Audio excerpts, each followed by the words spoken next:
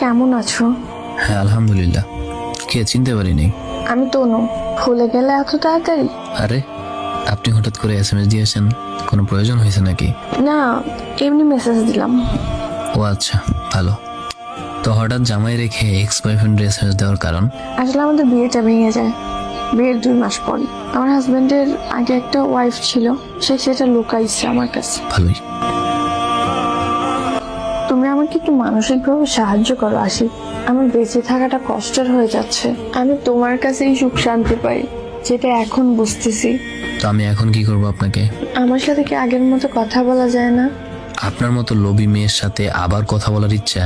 ধ্যাত, এটা তো আপনার শুধুমাত্র কল্পনা বই, কিছুই না। এমন বলো না, আমার খুব কষ্ট হয়। কষ্ট হইলেই কি, না হইলেই বা আমার কি?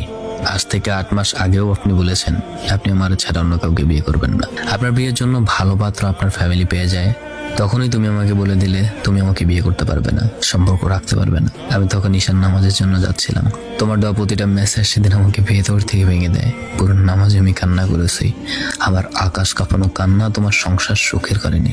অনেক এলোমেলো হয়ে গিয়েছিলাম, পরিবার কয়েকবার আমাকে মেডিকেল পর্যন্ত নিয়েছে, তারপরে নিজেকে ঠিক করতে প্রায় 2 মাস সময় লাগছে।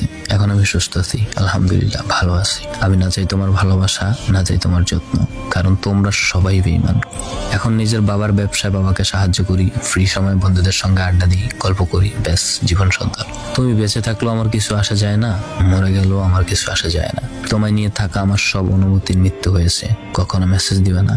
খারাপ থাকো আর ভালো থাকো। আমাকে একটু বলতে দিলে না?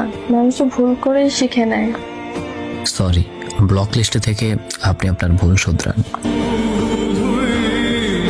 একজন স্বার্থপর বেঈমান মানুষকে কখনোই সুযোগ দেওয়ার প্রয়োজন নেই, কখনোই তাকে সুযোগ দেওয়া ঠিক নয়।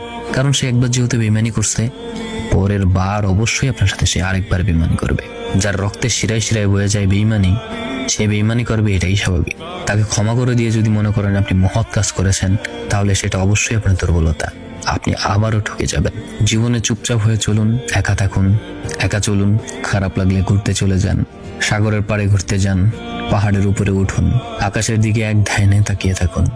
বিকেল হলে রং চা খান আর গল্প করুন, বন্ধুদের সঙ্গে আড্ডা দিন। কোনো লেক কিংবা নদীর পাশে দাঁড়িয়ে বাতাসকে উপভোগ করুন। রাত হলে ছাদে যান, ছাদে গিয়ে রাতের চাঁদনি আলো দেখুন। ব্যাস জীবন সুন্দর। একা চলুন, জীবনের কোনো অভিযোগ থাকবে না। প্রয়োজন নেই মানুষের ফেক ভালোবাসার। মানুষ থাকবে বলে কখনো পাশে থাকে না, তাই এখন একা চলাটাই সবচেয়ে বেশি শ্রেয়।